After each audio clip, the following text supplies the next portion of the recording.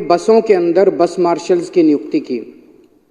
एक तरफ बसों के अंदर सीसीटीवी कैमरे भी लगाए गए, पैनिक बटन भी लगाए गए और साथ साथ बस मार्शल्स की नियुक्ति भी की गई, क्योंकि बसों के अंदर न केवल महिलाओं की सुरक्षा का मामला है, छोटे मोटे कई सारे अपराध होते हैं, जेब कतरे आते हैं, जेब काटते हैं, छेड़छाड़ करते हैं महिलाओं के साथ, किस्म किस्म के अपराध होते हैं। उन सब अपराधों को रोकने के लिए बस मार्शल्स की नियुक्ति का प्रपोजल बनाया गया और 2015 से बस मार्शल्स अच्छा काम कर रहे थे। मेरे पास ढेरों उदाहरण है जो बस मार्शल्स ने शानदार काम किया है। 20 नवंबर 2019 को मार्शल अरुण कुमार ने देखा कि एक 4 साल की बच्ची को लेके एक आदमी बस से नीचे उतर रहा है और वो बच्ची जोर जोर से रो रही है धोला कुआं के पास। तो उसे शक हुआ और उसने उस आदमी को पकड़ लिया और पता चला कि वो उस बच्ची का किडनैप करके लाया था निजामुद्दीन रेलवे स्टेशन से और बाद में बच्ची को अपने पेरेंट्स के साथ मिलवाया गया। 29 अक्टूबर 2019 को मार्शल मनीष कुमार ने देखा कि एक आदमी ने टिकट नहीं ले रखी और उसका सस्पिशियस बिहेवियर था। उसे पकड़ के जब उसका बैग छानबीन की गई तो उसमें से 5 मोबाइल फोन और 4 एटीएम की मशीनें निकली। उसे भी थाने में हैंडओवर किया गया। नवंबर 2019 में मार्शल संतोष ने एक चोर को रंगे हाथों पकड़ा और उसके यहां से एक चोरी किया हुआ मोबाइल फोन मिला 540 नंबर बस में। 6 जनवरी 2023 को मार्शल संदीप चकारा ने एक आदमी को एक लड़की के साथ गलत काम करते हुए रोहिणी के क्षेत्र में पकड़ा और उस आदमी को, इस तरह के ढेरों एग्जाम्पल्स हैं, उसे पुलिस के हवाले किया गया। ये स्कीम अच्छी खासी चल रही थी और अचानक इस स्कीम को 1 नवंबर से बंद कर दिया गया। इसके पीछे का मैं थोड़ा सा बैकग्राउंड देना चाहता हूं कि स्कीम 2015, 16, 17, 18, 19, 20, 21, 22 8 साल ये स्कीम चली। इसमें 3 विभाग शामिल हैं। एक ट्रांसपोर्ट डिपार्टमेंट है। ट्रांसपोर्ट डिपार्टमेंट रेवेन्यू डिपार्टमेंट को लिखता है कि भाई हमें इतने बस मार्शल चाहिए।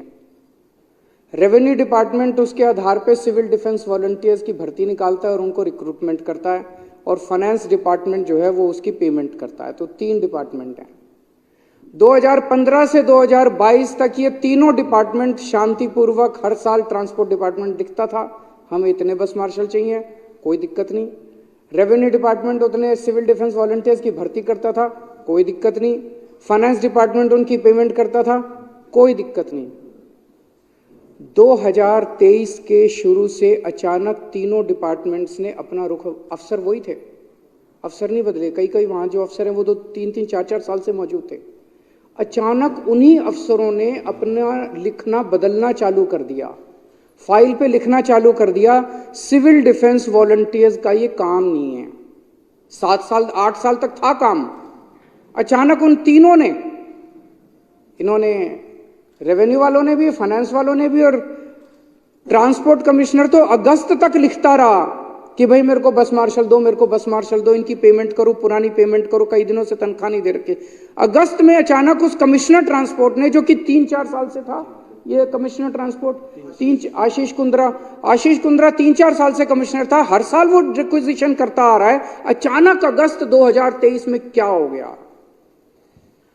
एलजी साहब ने उनको, हमने पूछा अफसरों से क्या हो गया, एलजी साहब ने उनको बुलाया और उनको धमकाया कि अगर तुमने ये स्कीम बंद नहीं की तो तुमको सस्पेंड कर दूंगा, तुमको जेल भेज दूंगा, ईडी छोड़ दूंगा तुम्हारे पीछे, सीबीआई छोड़ दूंगा, तुमको जेल भेज दूंगा।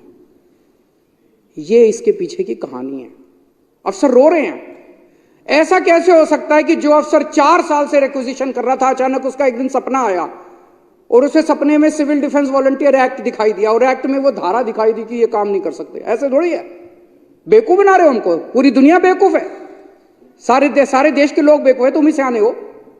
उनको बुला बुला के धमकाया गया, ये स्कीम बंद करवाई गई। क्यों? क्योंकि ये स्कीम महिलाओं के अंदर बहुत पॉपुलर थी। दिल्ली के बस में ट्रैवल करने वाले लोगों को ये, जैसे अभी कैलाश गहलोत ने इन्होंने बताया कि उनको ये लगता था कि हमारा अपना आदमी वर्दी में बैठा है, ये हमारी सुरक्षा करेगा, और इस तरह से ये स्कीम बंद करवाई गई। लेकिन एलजी तो सारे डरते हैं। एलजी तो किसी को भी जेल भेज सकता है, एलजी तो किसी को भी सस्पेंड कर सकता है, बड़ा पावरफुल आदमी है, किसी को भी कुछ भी कर दे। तो एलजी से सारे डरते हैं। जब मेरे को पता चला, मैं एलजी साहब से मिलने गया। मैंने कहा सर ये क्या हो रहा है, मैं सुन रहा हूं कि आप सिविल डिफेंस वॉलंटियर्स को इनको हटाने की वो कर रहे हो। तो उन्होंने कहा कि अरविंद जी देखो, अब बसों के अंदर तो सीसीटीवी कैमरे भी लगे हुए हैं और ये पैनिक बटन भी है, क्या जरूरत है बस मार्शल्स की? हम सीसीटीवी कैमरे और पैनिक बटन से ही हो जाता।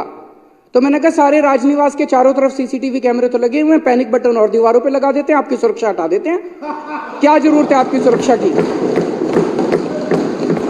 पूरी दिल्ली के अंदर तो सीसीटीवी कैमरे लगा ही दिए, पैनिक बटन और लगा देते हैं, हर खंबे के ऊपर दिल्ली पुलिस भंग कर देते हैं। क्या जरूरत है? जिस दिन ये अखबार के अंदर छपा था, मेरे को याद है जिस दिन उन्होंने आदेश किया था, 2 दिन पहले अखबार के अंदर छप गया था कि एलजी साहब रोकने वाले। मैंने फोन किया एलजी को, सवेरे सवेरे उठ के 8 बजे मैंने फोन किया, सर ये अखबारों में मैं क्या पढ़ रहा हूं? आपने मेरे को प्रॉमिस किया था कि आप इनको नहीं हटाओगे, आप क्यों हटा रहे हो इनको? मैंने उसी दिन चिट्ठी लिखी, मैं कहीं और गया हुआ था उस दिन, मैंने वहां से चिट्ठी लिखी एलजी साहब को कि, और वो चिट्ठी एक चिट्ठी लिखी और 2 बार नोट भेजा है मैंने, एक मंत्री के थ्रू नोट भेजा है कि मौजूदा सिविल डिफेंस वॉलंटियर्स को नहीं हटाया जाना चाहिए, मौजूदा सिविल डिफेंस वॉलंटियर्स को कंटिन्यू रखिए। और जब तक वो कह रहे थे कि नहीं हम होमगार्ड करेंगे, मैंने कहा ठीक है, जब तक होमगार्ड नहीं आते तब तक इनको रख लो और होमगार्ड इन्हीं को नियुक्त कर दो। होमगार्ड आपको कानूनी पेंच ही तो फंसाने हैं। जो आज सिविल डिफेंस वॉलंटियर काम कर रहे हैं, इन्होंने, इनको एक्सपीरियंस है, इनको अनुभव है, कई दिन से काम कर रहे हैं। मैंने कहा इन्हीं को होमगार्ड बना देना। मेरे फाइल के ऊपर नोटिंग है मेरी, खुद हटा के बीजेपी वाले उनके धरने में जाके टेस्ट हुए, अपने मगरमच्छ के आंसू बहा रहे हैं। शर्म आनी चाहिए आप लोग, थोड़ी सी शर्म बची है तुम लोगों के अंदर तो डूब मरो चुल्लू भर पानी के अंदर। तुम लोग इस तरह की गंदी राजनीति करते हो, खुद ही हटवाते हो और खुद ही उनके उसमें धरने में जाके तुम रोना रोते हो।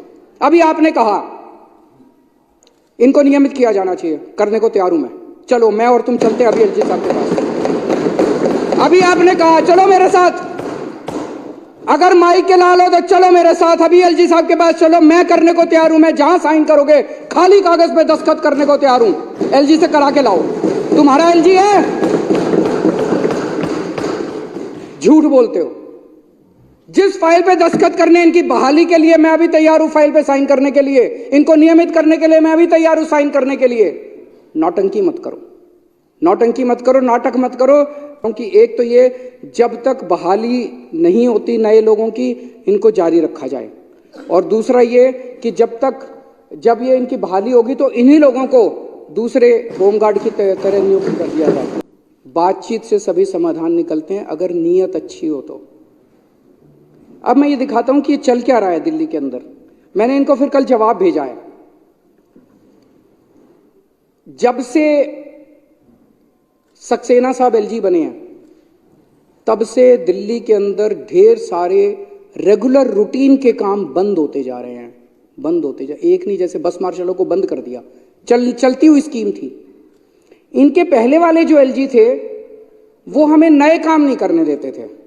हम कहते थे जी दिल्ली में सीसीटीवी कैमरे लगाएंगे, वो नहीं लगाने देते थे। हम कहते थे मोहल्ला क्लिनिक बनाएंगे, नहीं लगाने देते थे।